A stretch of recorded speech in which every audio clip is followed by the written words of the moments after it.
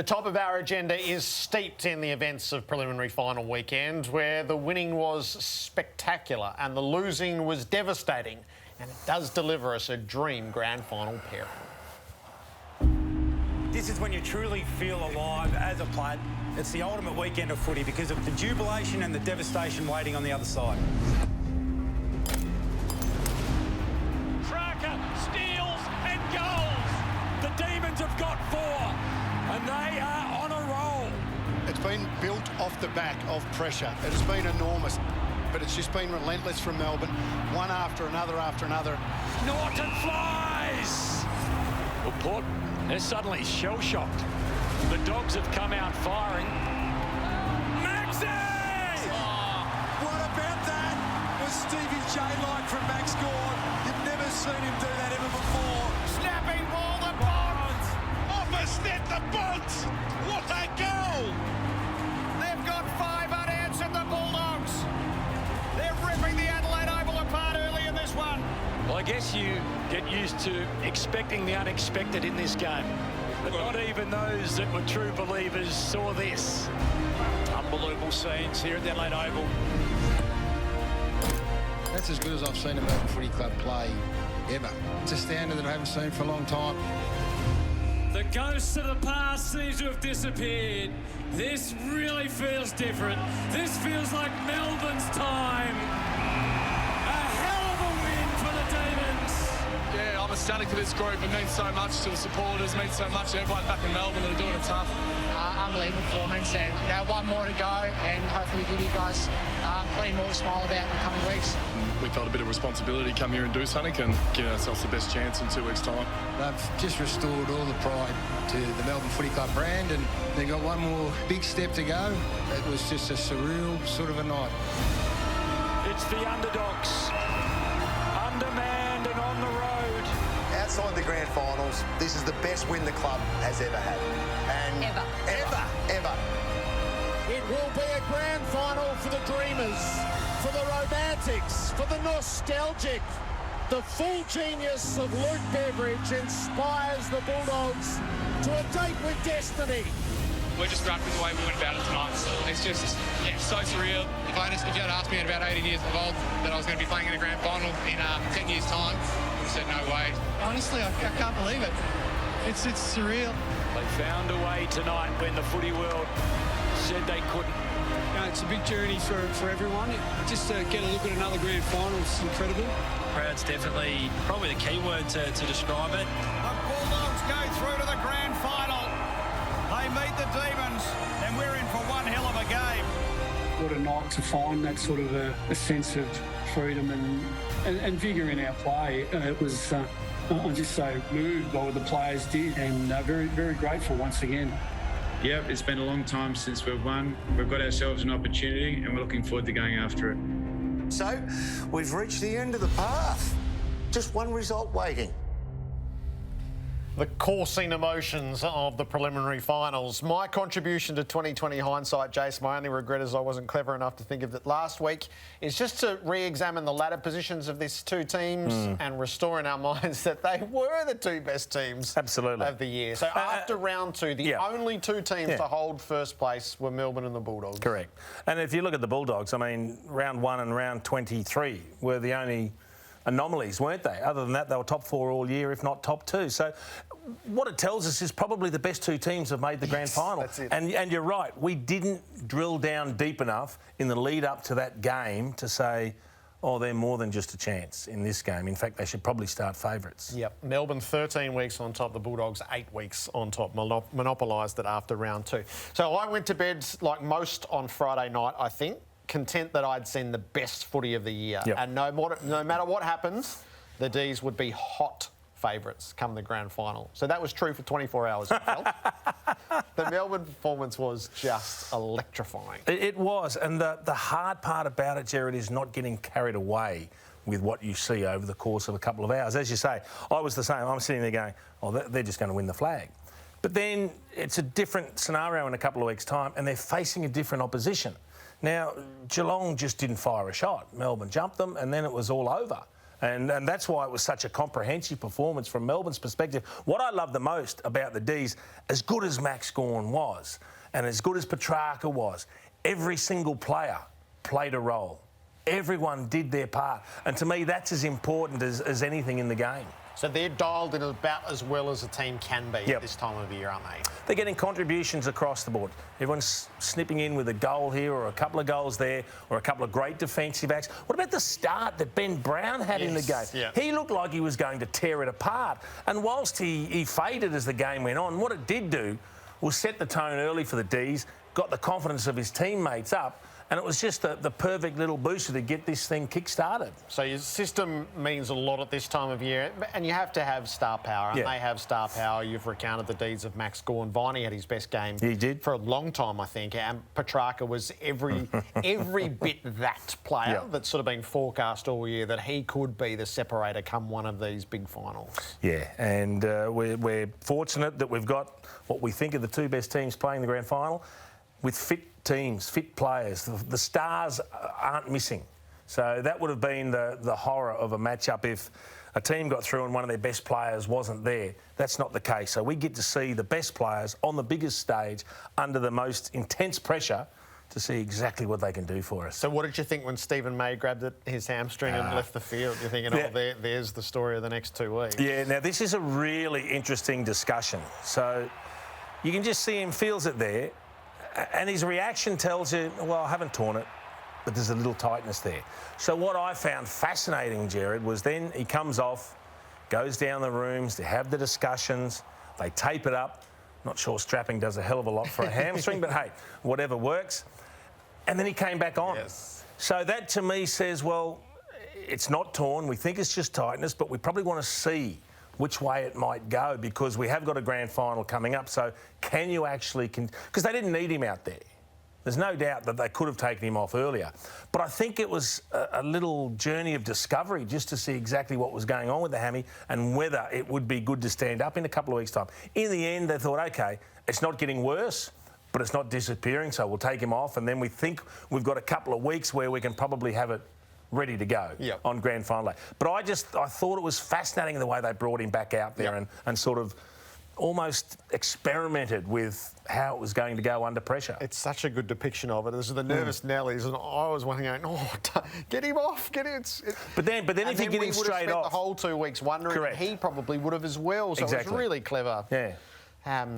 Between coach and player and medical staff. All I will say though is, I don't think he had to slip himself at any stage once he went back on. He just swept. He didn't really play on the big matchup. He just sort of got through the game, if that makes sense. So, but I agree. At least there'll be a little bit more confidence that in a couple of weeks' time, he'll be okay. More and more in footy, we talk about the intersection of family and profession, and that could never be more true than with Nathan Jones, who once he'd seen the team played and they got through with a clean bill of health, knew that he wasn't going to be part of the 23. So this is sort of his farewell to Melbourne, knowing that there's the opportunity and the responsibility to come home and be with his wife when the twins are born. I have a hunch he actually only just made it home in time. That's yet to be fully announced. And your heart bleeds for him on a few fronts. So on a family front, this is the most joyful time. And on his football journey, he has lived every excruciating day, it feels like, since the Norm Smith curse was cast. And while he won't play at the end of it, he's not even going to be there at the end of it. He's going to be watching from afar with the family that he serves. I think the great joy that he's going to experience with family softens the blow of what's actually happening. And I'm glad that's the case, because we're talking about one of the great servants of the Melbourne Football Club. But one of the harshest realities of football is you don't always get what you deserve. And he deserves to be a part of this because he's contributed and hung in there and helped build the standards and the culture, but he's not going to be a part of it. So he'll be there in spirit, but the harsh reality is, and everyone will say, you're a big part of it, mate, he won't have the premiership medal should they be successful, and it will feel like it'll be agony to a guy that's given his all over 300 games. But, as we said, the flip side of that is the joy that he's going to have with a growing family, hopefully, will fill that void. So he swooned over Melbourne for 24 hours, and then we saw the Western Bulldogs. And that is as good a finals performance as I can think of, given all the circumstances and just how destructive they were. I felt during Saturday, if I could ever be in one pre-match to hear a coach speak the truth with his play, that was the one I would have chosen, because the circumstances are such, and I think Luke Beveridge is a spiritual coach. There was so much raw material for him to work with. How would he intertwine it? What would he weave for them that would send them out? So the start didn't shock me. The magnitude of it did, but the start didn't. The fact that he endured the whole game. And he's lived this journey with them once before, inspiring them each step of the way, and he's reprising it in different circumstances. I love Bevo, and I love the way the Bulldogs have actually handled this. So every challenge or every hurdle they've had to overcome, they've used as a spur. They've sort of not just accepted it, but actually cherished it and said, let's just all suck this up and go, and it's just one more notch on the belt. So they have to go down to Tasmania to play, they go to Brisbane to play. When they wanted to train, they weren't allowed to. They go to Adelaide, you know, they're staying in their room all day, and no joy from the South Australian government, but they get the job done against a hostile crowd. Now they go to Perth, which will be another challenge. So it feels like they've been on the road for just about ever. But they get stronger with each leg of that journey. So the impressive nature of it was, I agree, it means we've got a great grand final coming. But the start, I wasn't prepared for that. I wasn't prepared for a team to go bang, bang, bang, bang, bang, as though there's only one team out there playing. So we got a little glimpse in this modern world. You get more glimpses than you typically would behind closed doors of what the celebrations and the choice of song, and there are beers in this moment, which is so reassuring, I must say. But that collective sense of mission that they experience, it wouldn't half surprise me if Amit Baines had rung up Smirk and said, you couldn't put us in quarantine for an extra week, could you? Because this is fueling us magnificently. Do you know what, Jared? I absolutely love seeing this. This, to me, is so much better than seeing the players rehydrating, recovering, you know, eating the right diet. Enjoy the victory. Enjoy the moment. Yes, you've got 2 weeks to focus on what's coming ahead, but this night, the night that you've just played an extraordinary performance and won a prelim, needs to be recognised and enjoyed. And to see them there having a couple of beers and just singing and chanting, I reckon that's brilliant. The players will take that as something that they will cherish for a long, long time.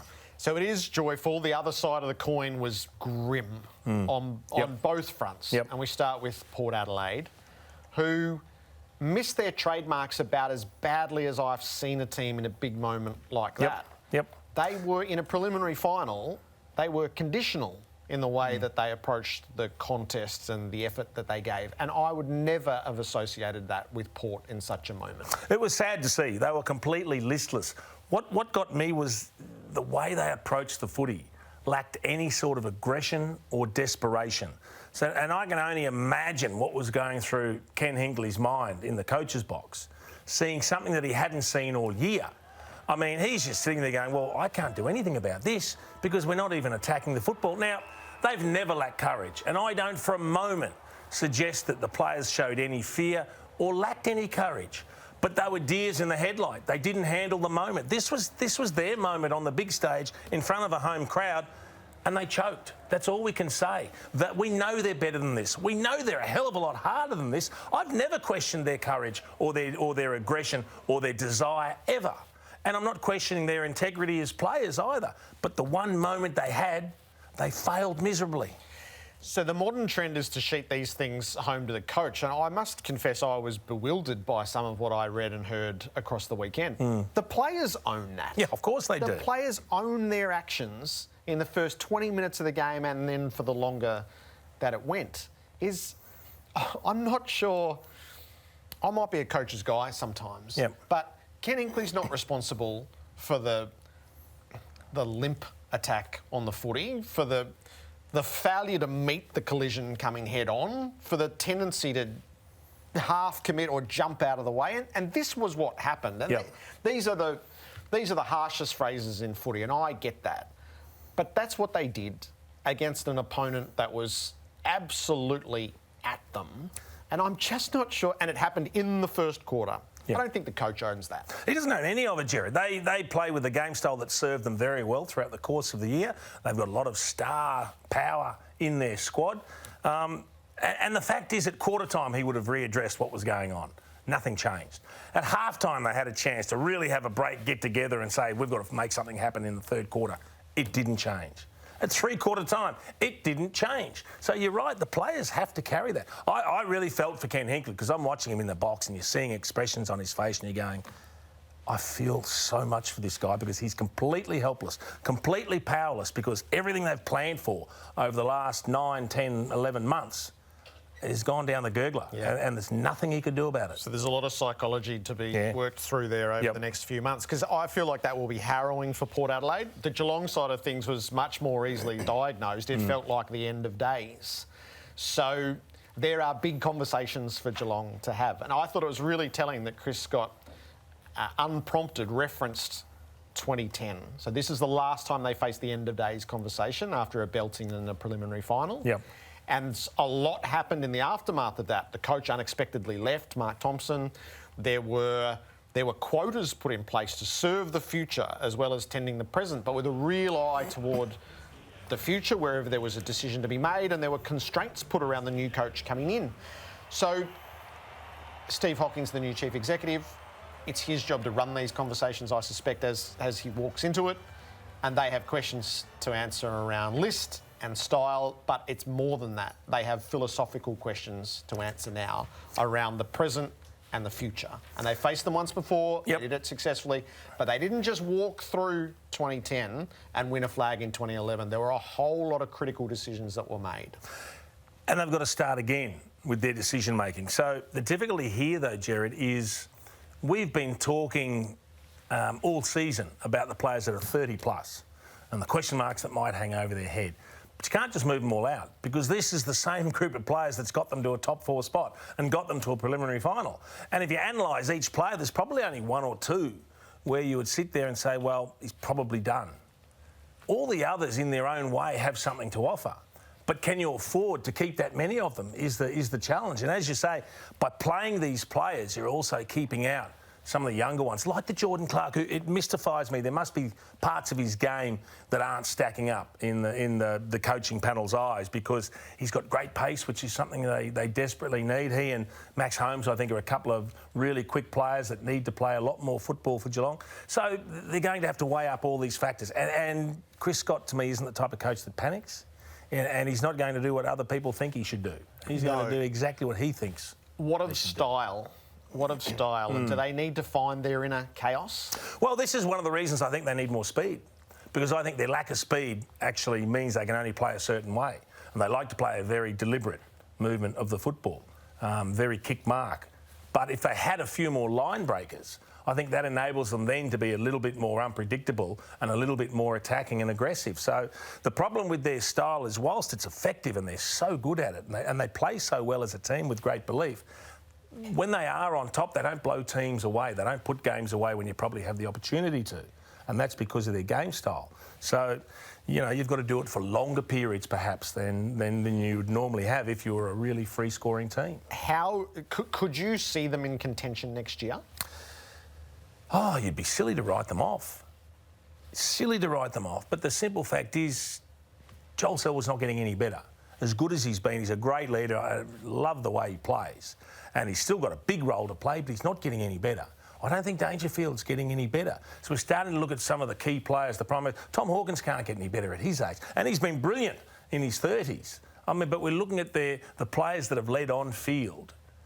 You can't expect them to carry the load. So who's the next wave that's going to pick up the slack? Because those players will be there, but they can't be the ones that have to get the job done all the time. They're a really interesting study. We won't see what happens. The first thing we'll see is what they do in the trade or draft period, where they don't have great picks at the moment. I doubt they're sitting idly by, just taking those picks in the 30s. And then we won't know until we see them early next season in the way that they present and the way they're going to play. Before you move on, you are passionate Geelong. So as someone that is invested in that frame of mind, what do you want to see happen with the club? So they would have to make change. How much? probably some to both. I'm more interested in the philosophical side. I do think this is the end of 2010 revisited. And such shrewd decisions to the point where, if my memory serves, is Neil Barnes put all the parameters in place and then they hired Chris Scott. And he said to the new coach, if this fails, it's us. It won't be you, it'll be us. So that really cold strategic analysis, which they now have, belted by Port Adelaide in a qualifying final and obliterated in a prelim. Like, there are no, we're really close to Richmond, the team of the year. There are no alibis this time around. So if you don't adjust to that, if you don't react to that, then they will fall.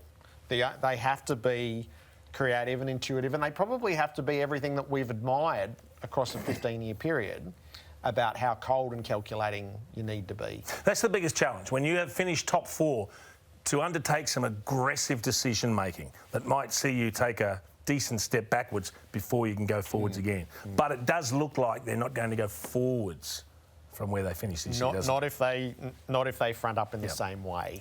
All right, let's turn our conversation to the current day coaches, shall we? Adam Simpson's going to join us in the West, the home of the grand final, and Brett Ratton is with us. What did they see when they looked at these prelims? How would they approach the scenario at the Demons and the Dogs? And how would they have dealt with shocking defeats in prelims?